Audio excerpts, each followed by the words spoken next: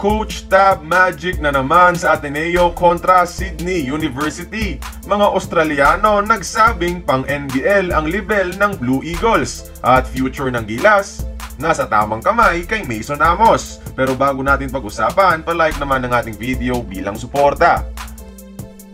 Kamusta mga idol? Anong balita? Kung bago ka pa lang dito, i-click mo na ang subscribe at ang notification bell para maging updated ka sa ating mga uploads. Disclaimer, this video might hurt Gilas fans dahil what if si Coach Tab pa rin ang coach ng Gilas ngayon?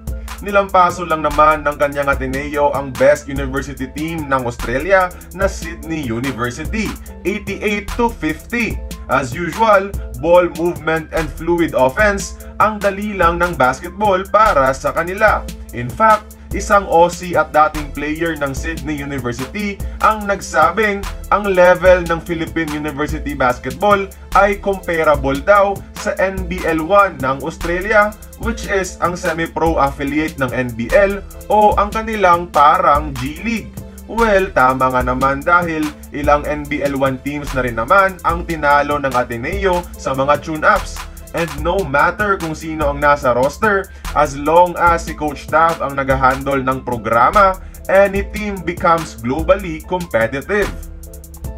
Samantala, naging revelasyon naman dito si Mason Amos. After his stellar Gilas debut, nagpasiklab siya sa Ateneo at nagtala ng 17 points sa 4 na tres. Since the last time we saw him, mas naging smooth operator, agile at forceful ang kanyang galaw at makakakita ka ng flashes of former NBA star Al Jefferson. Diba? Does his game remind you of Big Al?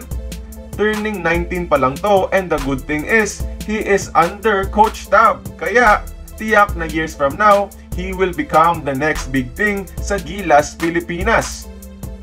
O, sabi ko sa inyo ha, nag-disclaimer na ako sa umpisa na manghihinayang lang tayo dahil ang ganda talaga ng sistema at disiplina ng isang Coach Tab Baldwin.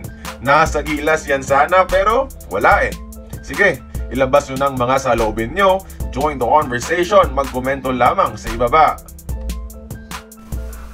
Kung nagustuhan mo ang ating video, please like, share, and subscribe. I-follow mo na rin ang ating social media platforms for more exclusive sports content. Until then, this has been Courtside Buckets. See you on the next one.